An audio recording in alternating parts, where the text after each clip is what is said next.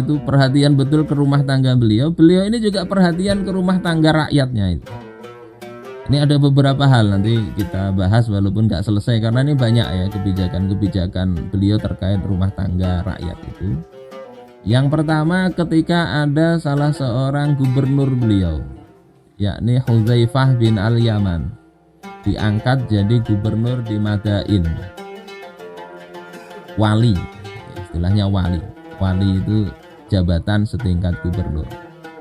Saat itu jumlah wanita banyak dari kaum muslimin, kebanyakan perempuan.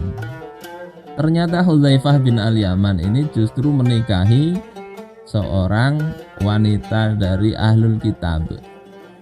Maka kemudian Sayyidina Umar mengirim surat kepadanya, mengatakan, aku mendapat kabar bahwa engkau menikahi seorang wanita penduduk Madain dari kalangan ahlul kitab. Ceraikan dia sudah. Ceraikan dia. Ini kan agak aneh ya, ngurusi urusan begitu. Kalau sekarang berita ini muncul, itu Sayyidina Umar bisa dibully itu oleh netizen. Pasti itu ini ngurusi urusan privat. Terserah ya. Radikal ini. Radikal apalagi. Pasti jelek lah. Kemudian Hudzaifah bin Al-Yaman ini sahabat Rasul juga. Dan hukum Islam membolehkan itu. Kata Hudzaifah, aku tidak akan lakukan sehingga kamu memberitahukan kepadaku apakah itu halal atau haram. Dan apa maksudmu membuat kebijakan itu? Jadi ya berhak bertanya, oh ini urusan Hudzaifah sendiri, keluarga dia kok nyuruh-nyuruhnya mencerai. Kemudian Umar mengirim balasan. Ya. Ini di Tarikh At-Tabari ya, atau versi Arabnya ini ada di kutip juga di dalam bukunya Syekh Yusuf Qaradawi ya.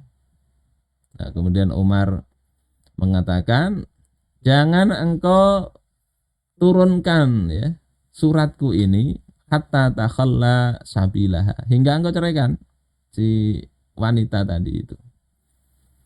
Jadi bukan masalah halal atau haram, bukan masalah halal atau haram di situ.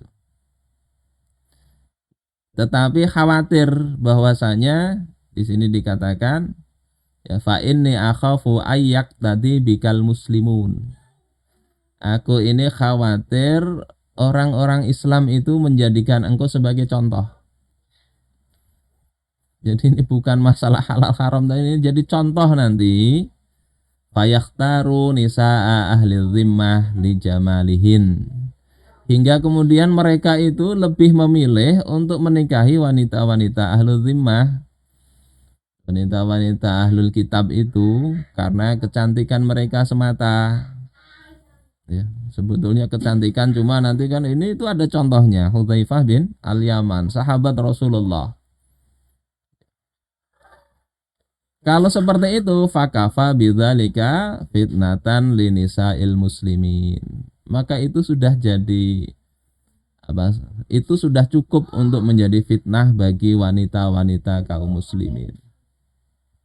Saya membaca ini ya bisa sampai seperti itu perhatian Sayyidina Umar. Bukan hanya urusan minyak goreng atau apa, sampai urusan pernikahan diperhatikan beliau. Ini dapat jodoh atau enggak? Banyaknya wanita-wanita belum nikah dari kalangan kaum muslimin. Ada pembesar beliau nikah dengan wanita ahlul kitab, suruh menceraikan. Walaupun itu perintah nggak wajib ya, tapi apa namanya, sebagai kepala negara punya nasihat untuk kemudian layaknya seorang rakyat itu memperhatikan ini juga. Apalagi kalau punya perhatian terhadap kaum muslimin. Saya baca ini juga agak ini juga ya, apa namanya, melihat banyak para wanita muslimah sekarang ini yang mungkin belum mendapatkan suami.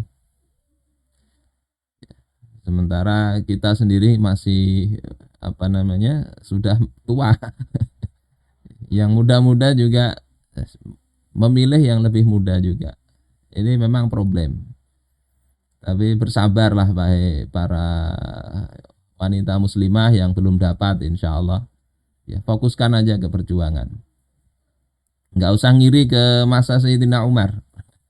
Insya Allah kalau khilafah ada nanti, kalau kalau dapat khalifah seperti Sayyidina Umar lumayan. Tapi kalau enggak ya bersabar, bersabar. Masing-masing insya Allah ada jodohnya.